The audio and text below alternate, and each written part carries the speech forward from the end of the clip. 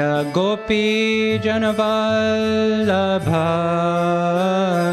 Jaya Giri Varadhari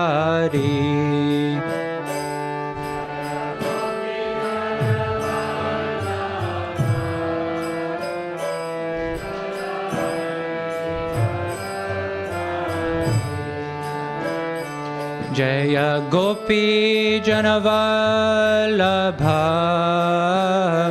Jaya Giri Varadhari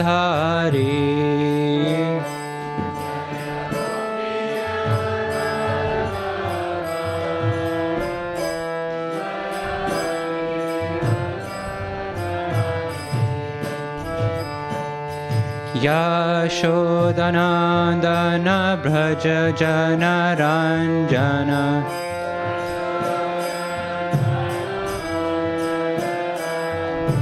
Yashodanandana Braja Janaranjana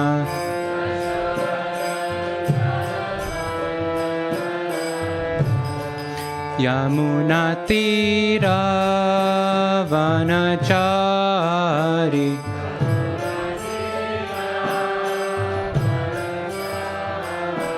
Yamunatira Vanachari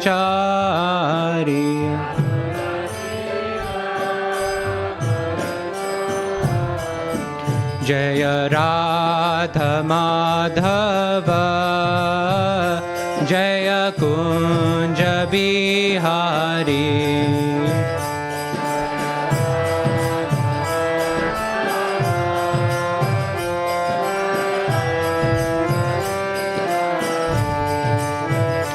Jaya Radha Madhava Jaya Kunja Bihari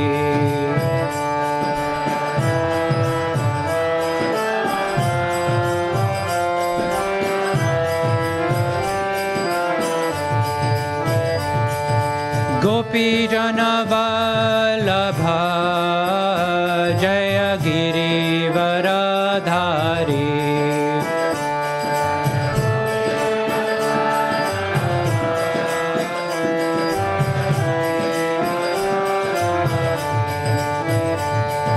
Gopi Janavallabha Jaya Giri Varadhari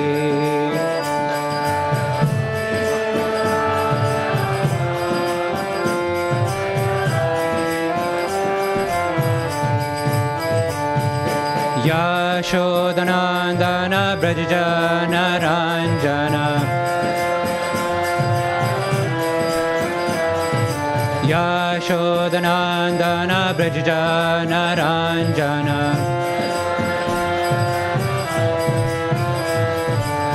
Yamunatira Vanachari Yamunatira Vanachari Jaya Radha Madhava Jaya Kunja Bihari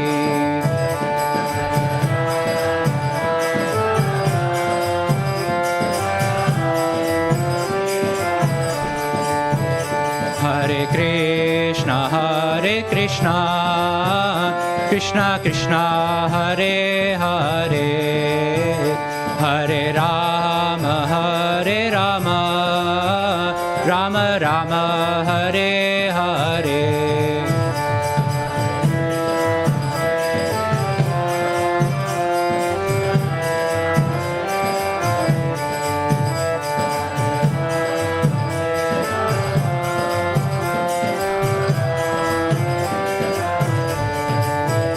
Hare Krishna Krishna Krishna Hare Hare Hare Rama Rama Rama Hare Hare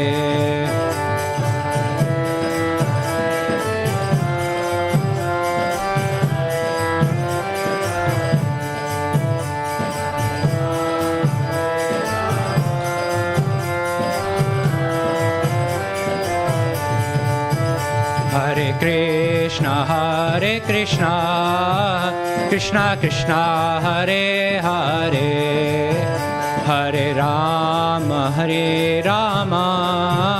Rama Rama, Hare Hare.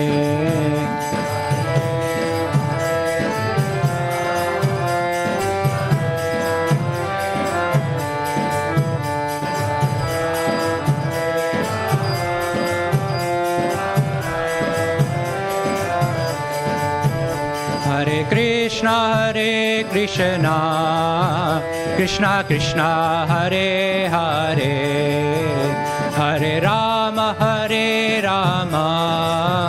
Rama Rama, Hare Hare.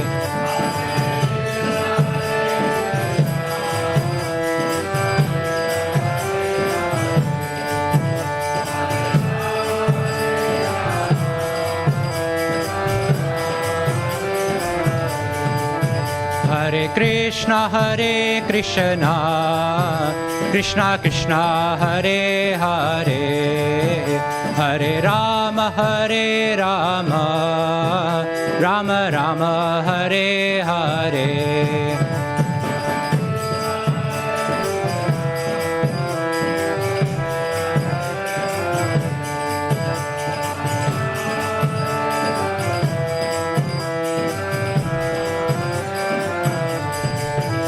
Hare Krishna, Krishna Krishna, Hare Hare, Hare Rama,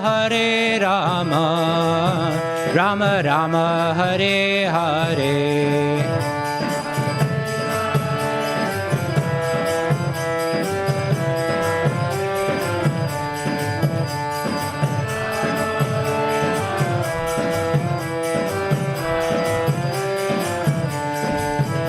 Hare Krishna, Krishna Krishna, Hare Hare, Hare Rama, Rama Rama, Hare Hare.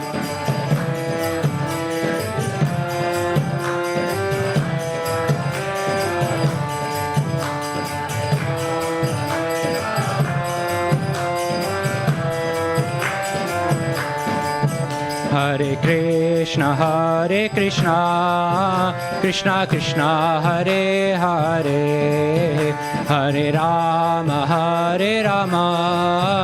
Rama Rama, Hare Hare.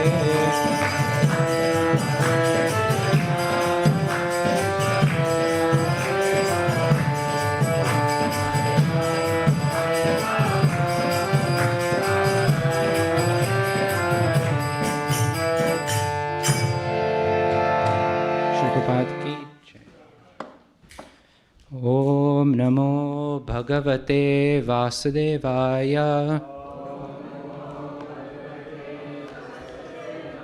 Om Namo Bhagavate Vasudevaya.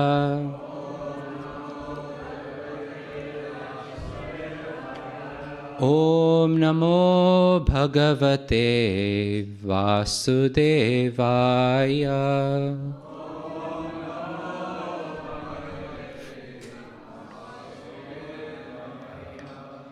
So reading from Canto 3 of the Srimad Bhagavatam, Chapter 11, which is entitled Calculation of Time from the Atom, and verse number 14.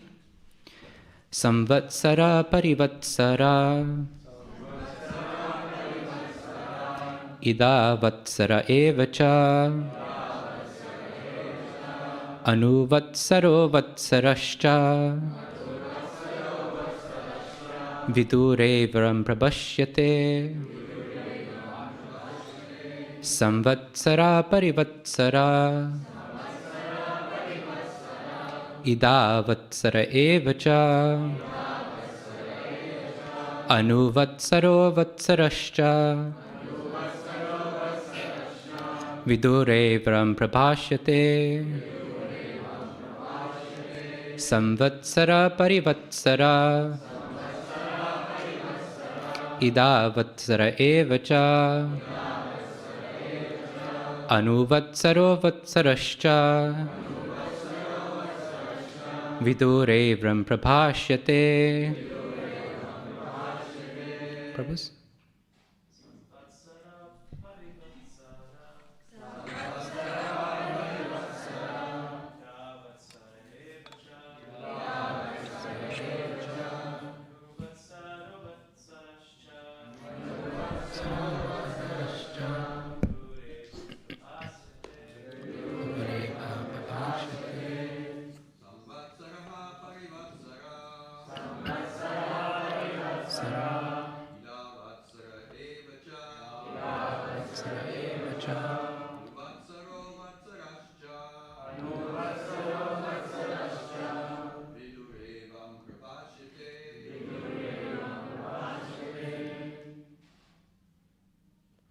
And you know?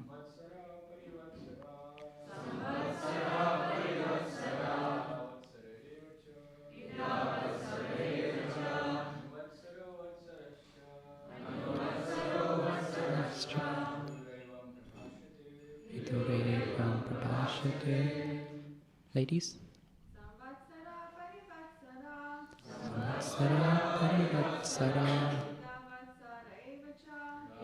Samvatsara evacha. Vatsarascha. Vidurevam prabhashyate. Samvatsara parivatsara. Vatsara evacha. Anuvatsaro vatsarascha. Vidurevam prabhashyate. Samvatsara parivatsara.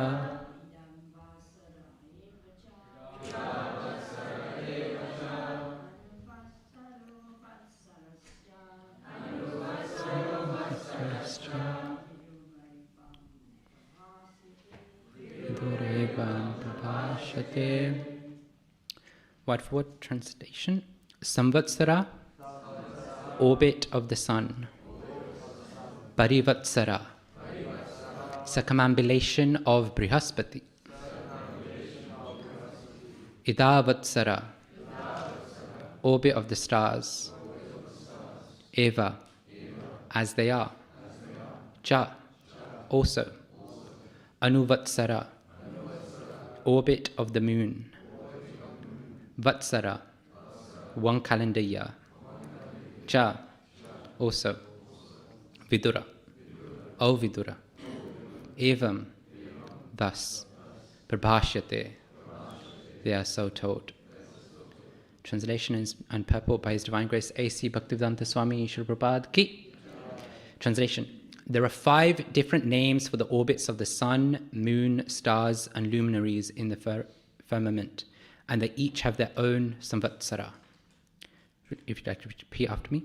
There are 5 different names for the orbits of the sun, moon, stars, and luminaries in the firmament, and they each have their own samvatsara.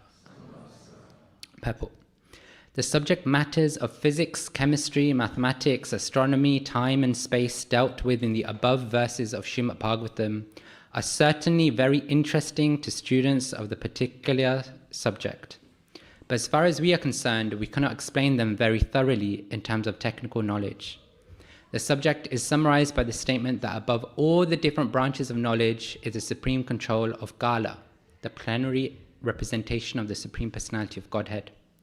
Nothing exists without him, and therefore everything, however wonderful it may appear to our meager knowledge, is but the work of the magical wand of the Supreme Lord. As far as time is concerned, we beg to subjoin herewith a table of timings in terms of the modern clock. 1 Dhruti is 8 of 13,500 seconds. 1 Veda is 8 of 135. 1 Lava is 8 over 45.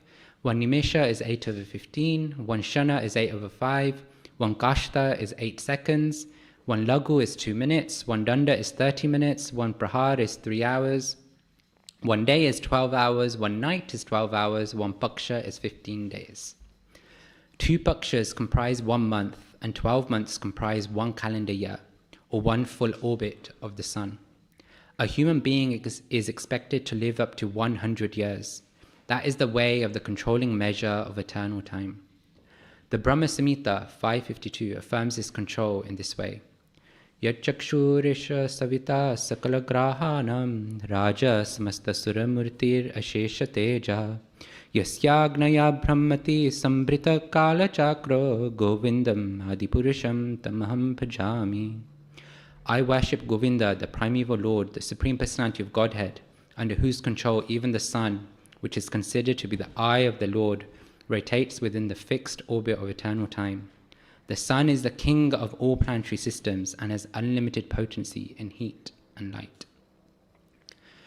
Om Jnana Timirandasya Jnananjana Shalakaya Chakshurun Militam Yena Tasmai Shri Gurave Namaha Shri Chaitanya Manobhishtam Stapitam Yena Bhutale Swayam Rupa Kadahmayam Dadati Swapadantikam Vandeham Shri Guru Shri Yuta Padakamalam Shri Gurun Vaishnavamascha Shri Rupam Sagrajatam Sahagana Raghunatanvitam Tam Sajivam Sadhvaitam Savadutam Parijana Sahitam Krishna Chaitanya Devam Shri Radha Krishna Padan Sahagana Lalita Shri Vishakhan Vitamascha He Krishna Karuna Sindhu Dinabandhu Jagatpate Gopesha Gopika Kanta Radha Kanta Namostate Tapta Kanchana Gorangi Radhe Vrindavaneshwari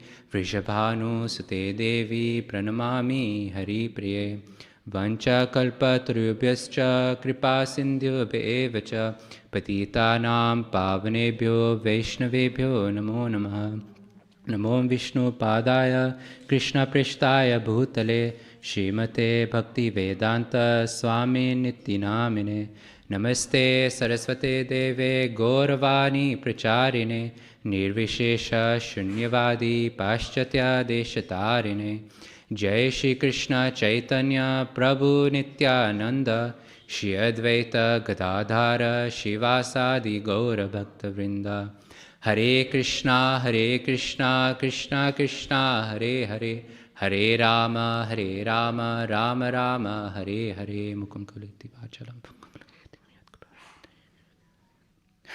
Thank you everybody for joining. Thank you for engaging in the Srimad Bhagavatam, which is all auspicious and actually the crest jewel of all Krishna consciousness when you think about it. And it's amazing that we are all gathered together to read Canto 3, Chapter 15, which is the calculations of time, which everybody understands so well. Sometimes when we go through very technical, very difficult chapters or verses in the Srimad Bhagavatam, we can get lost in terms of what's actually happening in the Bhagavatam. So I thought we can do a quick summary. So where are we? So Vidura has left Hastinapur. He left Hastinapur, where he resided with the Pandavas, with Dhritarashtra, with the Kauravas, because of one specific incident that happened, and that is that Vidura was trying to encourage Dhritarashtra, give some land to the Pandavas, because they're rightful heirs of the kingdom. Give them back the kingdom. But then Duryodhana's like, no, you don't even deserve to be here, you should be kicked out of the kingdom. In fact, you should be killed, but because you're a relative, we're just going to kick you out of the kingdom. And so Vidura is like, okay, he packs his bags and he's ready to leave because of the offense of Duryodhana. And when he leaves, he basically goes on pilgrimage. And as he's going on pilgrimage, he meets 2 personalities specifically. One personality is Uddhava. So the first personality he meets is Uddhava, and there we hear such an amazing discourse of Krishna Katha. We hear the pastimes of Krishna in Vrindavan, we hear the pastimes of Krishna outside of Vrindavan, and then Vidura, because he's such a pure devotee, because he's so in tune with hearing Krishna Katha, he's like, tell me more, tell me more. And what does Uddhava say? I can't tell you more. You should go to Maitreya Muni. Because Maitreya Muni, he had the same knowledge, but he's older than me, he's more qualified than me. And so Uddhava's taking that humble position and saying, please go to Maitreya Muni, he can impart more knowledge to you. And when Vidura goes to Maitreya Muni starts talking about the deep rasa, the rasa pastimes of Krishna. No, he starts talking about the creation. He starts talking about Sarga, the primary creation of the Lord. How Mahavishnu comes, how Garbhodakshaya Vishnu comes, how all these Vishnu comes and creates the whole universe. And then how from the navel, as we can see in the picture at the back, from the navel of Garbhodakshaya Vishnu comes a lotus stem, and on top of that lotus stem comes Lord Brahma. And then we hear about how Lord Brahma is giving so many prayers to the Supreme Lord. He's praying in so many different ways because he's praying for the creative energy. He's praying that, please, my Lord, empower me so that I can serve you by populating the universe, by engineering the universe and populating the universe. And we hear, not in this section, but in Canto 2, we heard it in 4 verses, 4 seed verses, but in Canto 3, we hear a much more elaborate version of it. And then we come to the chapter 15, calculation of time from the atom. And here it's actually pretty amazing because what we hear in the verses leading up to this, what we see and hear is the progression of time from the minute atom, from the smallest measurement of time up to the largest measurement of time, like the cycle of the sun, the moon, the planets, etc. And I was reflecting on this, and okay, there's the literal element, right? There's the literal element, which I take shelter of Srila Prabhupada's purport when he stays at the beginning. The subject matters of physics, chemistry, mathematics, astronomy, time and space dealt with in the above verses of Srimad Bhagavatam are certainly very interesting to students of the particular subject, but as far as we are concerned, we cannot explain them very thoroughly in terms of technical knowledge. So I take shelter of the purport there and, don't endeavor to try and explain these things. But it's amazing because when we look at the progression of time from the smallest entity to the largest, we see that, isn't that what the Bhagavatam is doing? It's taking us from the small consciousness, material consciousness we have, and progressively taking us to Canto 10, where our consciousness expands, because now we've entered Krishna's world. And so I was thinking that's such a nice progression of time, that one aspect of time that we can see is in that way. And in Canto 2, chapter 3, verse 17, we hear the verse, both by rising and by setting, the sun decreases the duration of life of everyone, except one who utilizes the time by discussing topics of the all-good personality of Godhead. Time is going to flow. Time is going to keep moving. But for a devotee, the time does not affect us. And so I was thinking it was such a nice reflection. And then I was also thinking, why on earth do we have all of this creation and time and this, that, and then Canto 5 goes into a whole different level? Why do we have that? And literally as I was coming in and I was just hanging around in the reception area, I was looking at the photos that we have. I don't know if anybody's seen all the photos in the reception area, but just above the counter there's a photo of Srila Prabhupada with a quote on there. Has anybody read that quote? Highly encourage going to read it, but I'll read it out. So this is Srila Prabhupada giving, it's actually, I think it's a letter. It might be from a lecture. Somebody can check. So we request everyone to become devotee and Krishna conscious, so that you will find everywhere the artistic work of Krishna. Everywhere, sarvatra spuraya tara ishta deva murti. CC Madhya 8-272. We see that in this canto, Canto 3, we start off talking about creation and everything in the universe, and we talk about time. And here, Srila Prabhupada is saying that to become Krishna conscious, he wants everybody to become Krishna conscious so that we can see Krishna everywhere, the artistic work of Krishna everywhere, in the universe, in the Bhagavatam, in our life, and everywhere. And isn't that what the Bhagavatam is trying to do, trying to invite Krishna into our heart and our minds? And so, as I take shelter of Prabhupada's purport that says, that we cannot explain them very thoroughly in terms of technical knowledge, I'm not going to try and explain the technical details.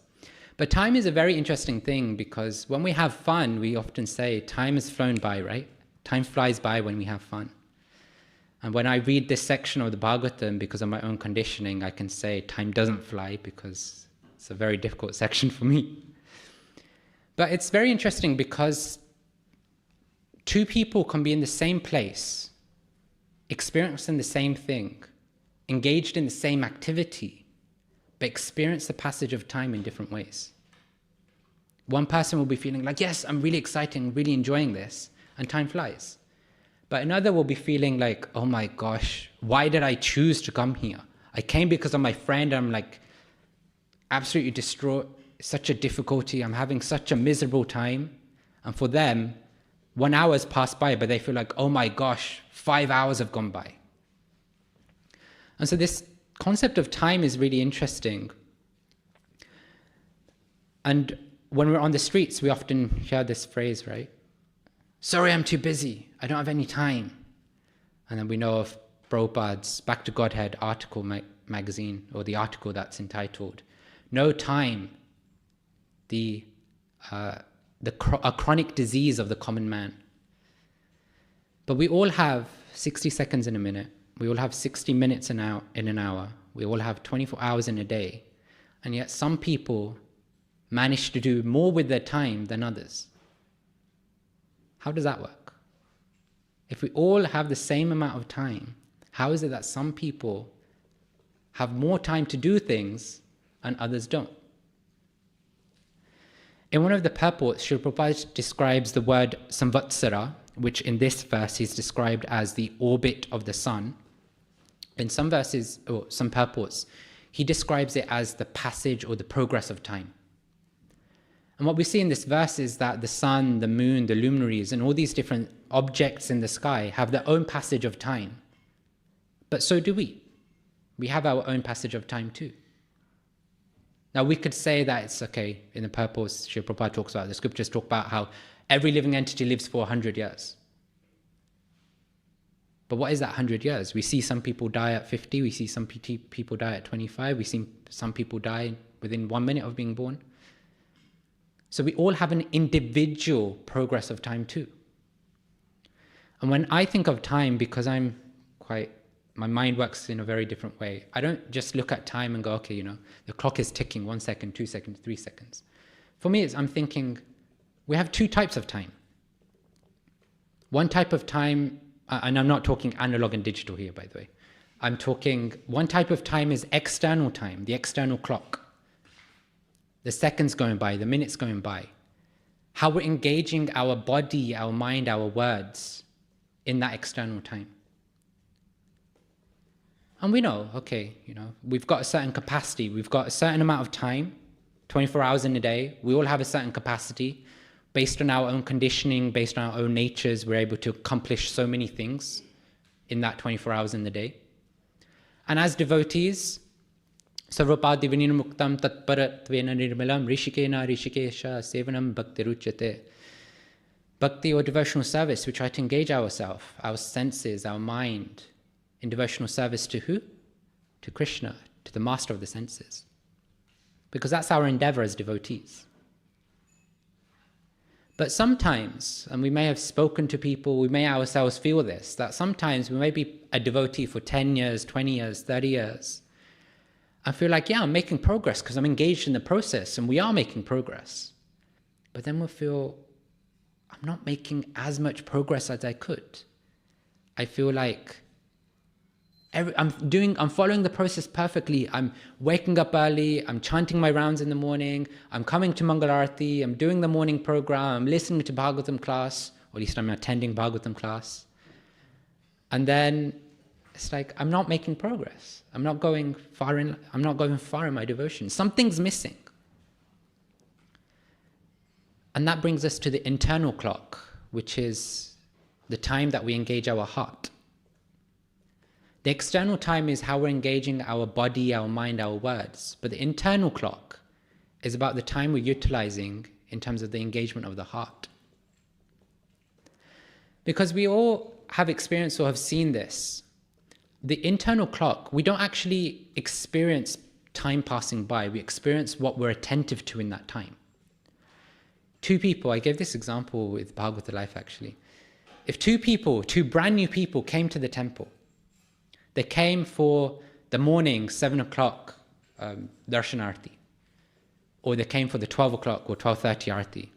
Two people come, the temple room is packed, devotees are dancing, everybody's enjoying, everybody's in bliss. The deities are looking so magnanimous. And yet they can have two totally different experiences. One could come and feel, oh my gosh, it is such an enlivening place. Everybody's dancing, everybody's singing, everybody's happy, everybody's looking at the deities which look so beautiful. And then afterwards there's such an amazing offering of prasadam that we all get to enjoy and indulge in. And they're like blissed out. But then the second person could be coming in and going like, oh my gosh, what is this? Everybody's just jumping around, pushing each other. I don't even get space to stand. I don't even get space to try. I'm trying to see the deities, but I don't even get to go to the front because everybody's pushing me so much and everybody's in the way. I can't even see the deities properly. And prasadam, same thing every day, khichdi. Oh my gosh, like such a miserable time. The same activity, the same time is passing by, but the two people are experiencing time in a different way because they're not experiencing the passage of time. They're experiencing what they're attentive to in that time. The first person's attentive to the bliss, to the joy, to the experience, to the relationship with Krishna, whereas the other person is busy engaging their attentiveness, their mind and their heart in paraphrased terms, fault finding, and finding all the problems that are happening in life and in the situation. And we see that actually attentiveness is such a key thing to our spiritual journey, because all of us are sitting in Bhagavatam class. But have you noticed that if you, and I highly encourage doing this, when you go out of Bhagavatam class, discuss with 1, 2, 3 people about what did they take away from class, and everybody will have something different. Okay, part of that is because something different is resonating with everyone, right? What's resonating with Karan is going to be different to what's resonating with Surabhi, it's different to what's resonating with Samantha, it's different to what's resonating with Brahmagrana Prabhu, it's different. But the other part to it is, where's our attention during the class? If we're feeling hungry and our intention, our desire is more oriented around satisfying that hunger, where's our attention going to be whilst we're sitting in Bhagavatam class? To the stomach, to the clock, waiting, okay, right? I want to be the first in queue for prasadam. So I want to make sure that as soon as the clock hits, I don't know what time, 8:45 or 9? 8:30, okay. He's aware. As soon as the clock hits 8:30, I'm ready. I'm ready to run faster than Usain Bolt to the prasadam queue. If we're feeling sleepy in class, and our intention, our desire is, okay, by hook or by crook, I don't want to be the one who looks like I'm falling asleep, so I want to stay awake. Then what's our attention going to go to? Somehow distracting ourselves from falling asleep. If the Bhagavatam class isn't enlivening enough, then maybe our phones, maybe fidgeting. Shri Shri Radha Gokulananda Sitaram Lakshman Hanuman Gaurnitai Ki. So if we're feeling sleepy, then our attention is going to go to all these different distractions available to us at our fingertips, literally at our fingertips, in order to keep ourselves awake.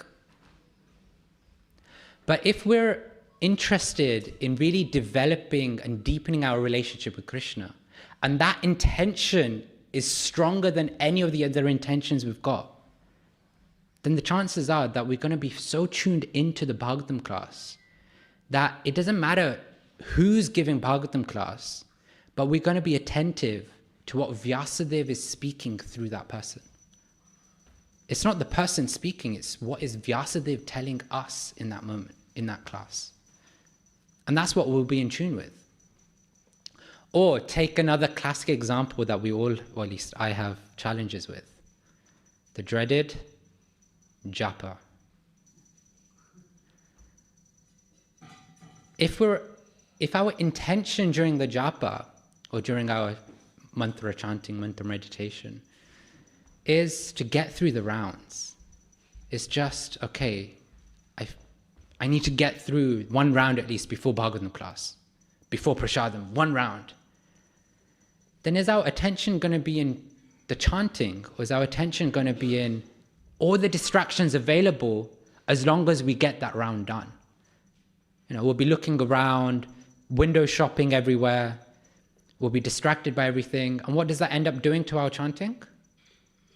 Our chanting becomes inaudible, we can't even hear it, and even if we can hear it, it's like we can't even hear the mantra properly. Sometimes we even skip syllables because we're not attentive to the round. But imagine if our intention during the chanting is to focus on deepening our relationship with Krishna.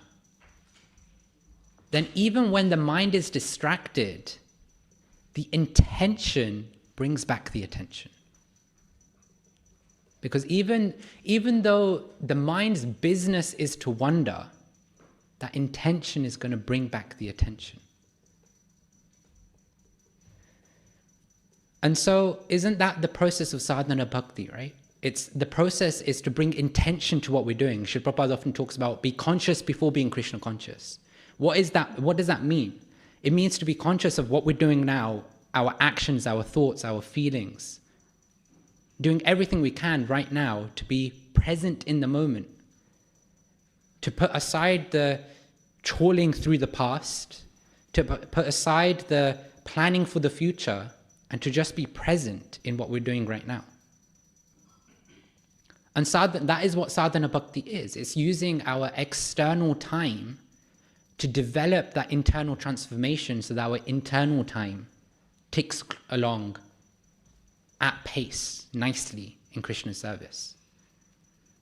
Because, okay, how do we generally define sadhana bhakti? Just in general, not a trick question. Using our senses in Krishna service. This idea of practicing some sort of discipline or some sort of process to serve Krishna. But in some of the purports, when you read Srila Prabhupada's books, then you see that he talks about how that sadhana bhakti is meant to lead to a change of heart. Because in one of the verses it's described that if your heart doesn't change, then your heart is steel-framed. Because the process of bhakti is meant to change our heart. It's meant to make us realize that we are servants of Krishna.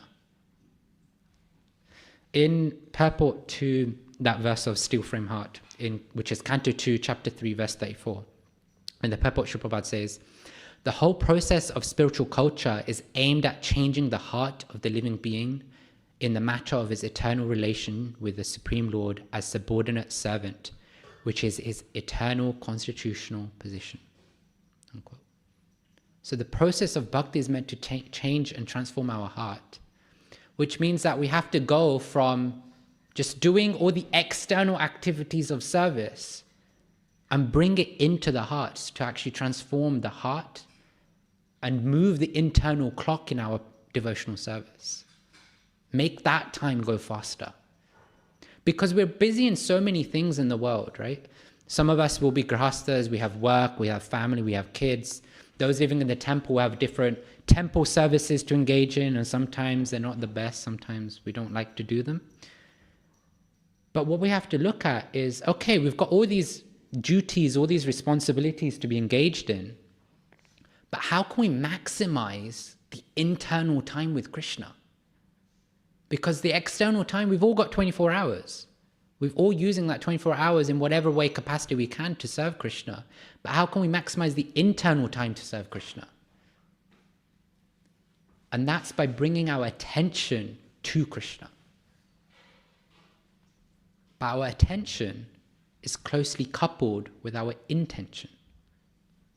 The intention we carry guides our attention. And if our intention, if we have spiritual intention, then that will guide our attention to empower our transformation in service. Because, I mean, one way we can see it is that, going back to the example of, okay, if we're in Bhagavatam class, what's our intention? Where is our desire sitting? If our desire is sitting that we want to satisfy the hunger, then we're going to be focused on, okay, 8:30, get out of here. But if our intention is expanded like what the verses are doing by taking us slowly through the increments of time from the atom, from the smallest measurement to the largest measurement of time, and in that way we expand our focus, our attention and our intention to serve Krishna, then that internal transformation where we focus on Krishna comes very naturally. And when we talk about intention, because naturally the question was, well, how do I increase my intention to serve Krishna? Well, throughout the Bhagavatam, throughout the different scriptures, throughout Srila Prabhupada's lectures and purports, we constantly hear again and again, hearing and chanting is the basic principle, right? Hear and chant about Krishna, and the attraction to Krishna comes, and therefore the intention to serve Krishna comes. But we all are here because we have an intention to serve Krishna. We have an intention to some degree, have an inclination in our spiritual life. So the question isn't, do we have the intention? The question is our intention aligned, our attention aligned with our intention? Is what we're focused on during the day aligned to that intention of serving Krishna? And one very powerful thing that I'm trying to learn and apply in my own life is, what can I do to serve Krishna right now? Just asking that simple question. What can I do to serve Krishna right now? Because that's the intention, right? The intention is we want to serve Krishna. But by asking that question, we're bringing our attention to, how do I serve Krishna right now? Sometimes we're at home, and for those who have kids, young kids, you're like, in the morning, you're frantically trying to help them get ready because they're getting late to go to school, and they're like throwing the toys out of the pram. I don't want to go to school. It's boring. I'm like, so many different things come up. But we can ask ourselves then, how can I serve Krishna right now? And what that question does is it brings all of the hearing that we're doing, all of the chanting we're doing, all the purification that we're experiencing through the mercy available around us, and puts it into action, it puts it into practice. Because the goal of our hearing and chanting is to apply ourselves in devotional service, and that isn't just to engage in practices of service, but it's to engage the heart in that service too.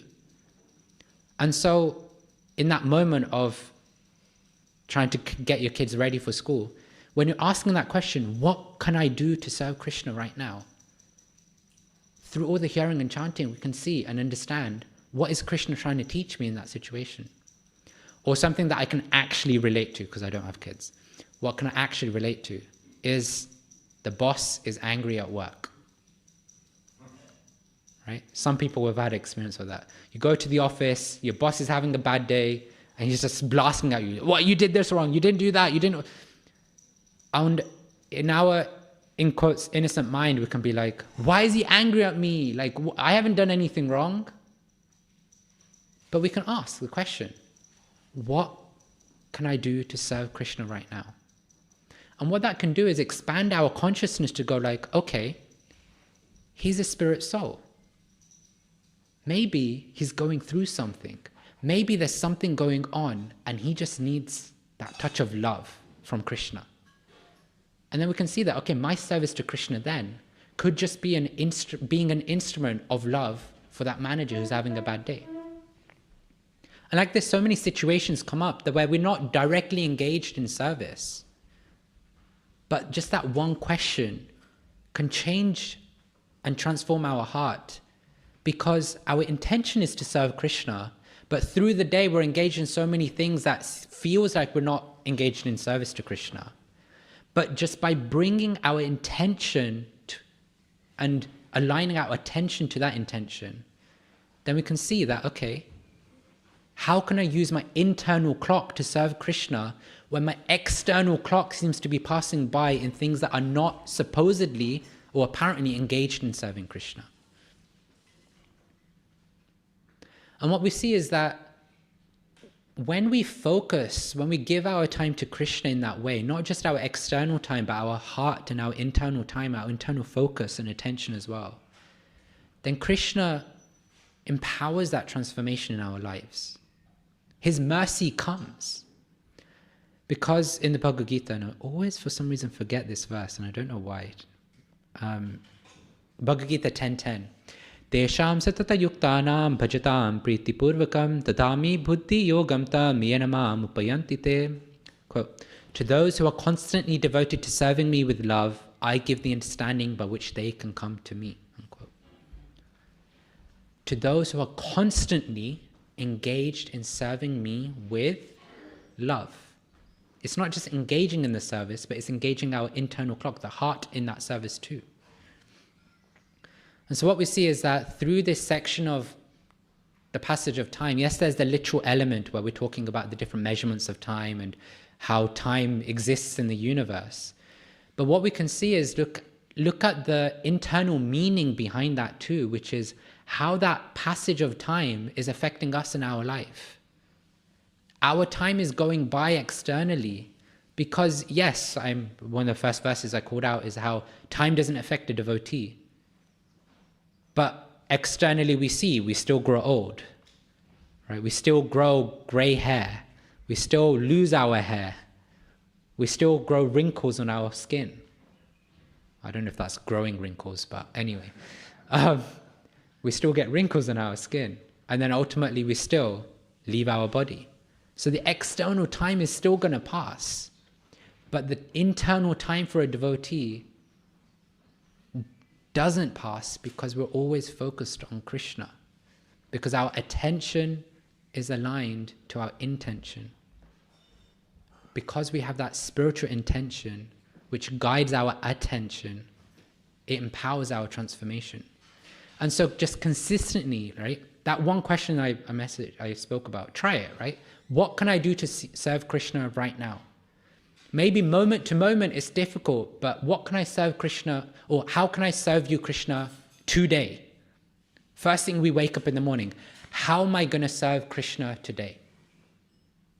And then every hour, how can I serve Krishna in that 1 hour? And it might be, okay, this hour between the end of Tulsi Puja and the start of Guru Puja, chanting time. Okay, I'm going to be intentional. I'm going to focus on my chanting in that time.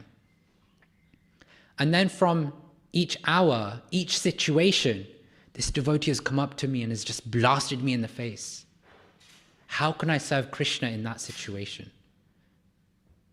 And then moment to moment, how can I serve Krishna right now? And that question can really empower our transformation, because that consistent endeavor, Krishna gets attracted to that. And I'll end on this story of Garuda and a sparrow. Has anybody heard this story before? Garuda and a sparrow? So there was once a sparrow, a small sparrow, who had many, many eggs. And naturally, what's going to happen with the eggs, right? The sparrow is going to look after the eggs, because eventually there's going to be chicks that come out of the egg, baby birds. And these eggs, the sparrow had basically put them on the shore of the ocean, and the ocean has swept them away.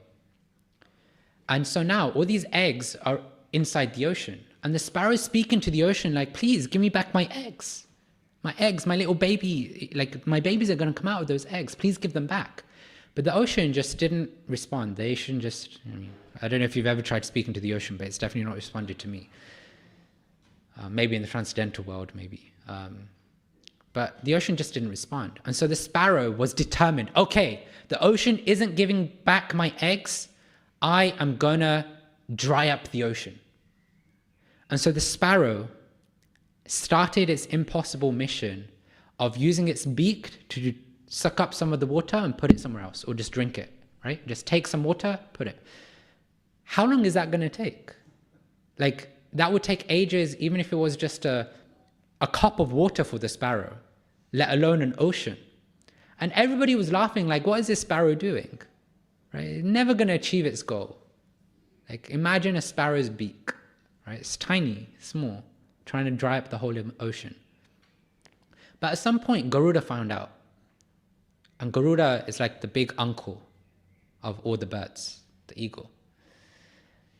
And Garuda found out, and it was like, oh my gosh, my little baby sister, brother, whatever you want to say, is on this endeavor? Like, let me go and check it out. Let me go check the scene out.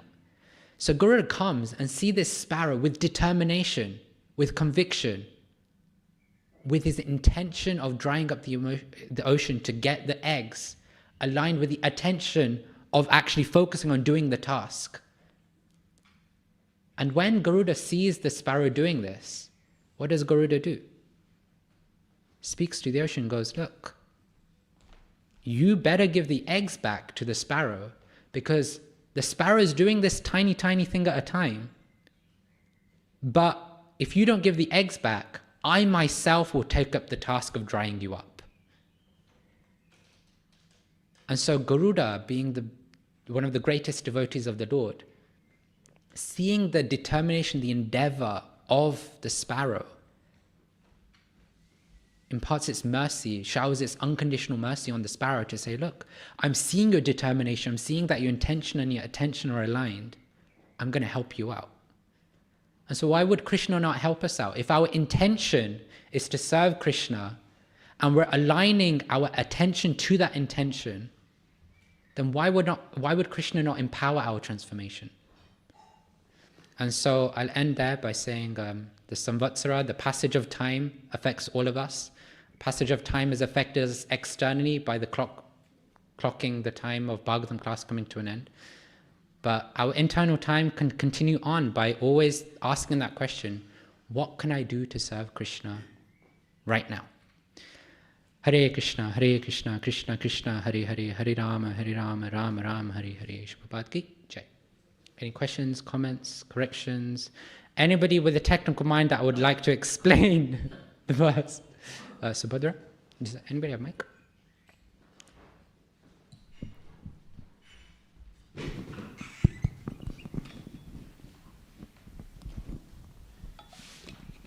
Hare Krishna, thank you for your nice class. I just had a thought that, because you're saying we should always remember how can we serve Krishna. But I was thinking that often we don't need to actually do anything. We just need to remember Krishna, or it's just our attitude. So I was thinking maybe we could think like, what can I do now to please Krishna? Like, what attitude or what should I just do to please Krishna? Yeah, I really like that. Sometimes it's not about doing something without external time. It's about just pleasing Krishna by being happy in our relationship with Krishna. We know Jiva Swarupa Krishna Nitidas, that we're all eternal servants of Krishna. And part of that service to Krishna is just to relish our connection with Krishna and to please him. So yeah, thank you for that point. Brojan Prabhu? Mike?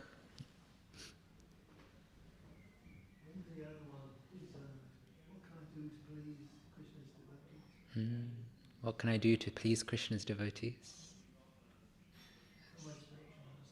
And my spiritual master, especially our spiritual master. Yes. Thank you, Brojan Prabhu. Anybody else? Yes. Just take the mic. So your name is Prabhu? Lucas. Hare Krishna. I just think it's interesting to mention that throughout the Bhagavatam, different like relative perspectives are given on like the solar system. For example, like here it's speaking about the orbit of the stars, and in different parts of the Bhagavatam, a more like geocentric view is given from the conception that like with the Earth at the center and how things orbit around that, but in different parts, a more heliocentric perspective is given with the sun at the center. So here when it's speaking about like the orbits of the stars, it's all like relative to how the Earth is orbiting as well. I don't know so much about it, but yeah, it's interesting. Sadhaputta Prabhu has a lot of work in that direction. He's a physicist, so yeah, I just thought it was interesting to mention. Hare Krishna. Yeah, no, thank you for that. And yeah, it's true. Like all the different parts of the Bhagavatam, we see different angles of vision. Sri Prabhupada would often say that we should approach the scriptures from different angles of vision. We see the Bhagavatam itself, as you mentioned, is doing that itself as well. So yeah, that's a nice point. Thank you for sharing with us. Anybody else? Okay, we shall end there. Grantaraj Srimad Bhagavatam ki, Sri Prabhupada ki.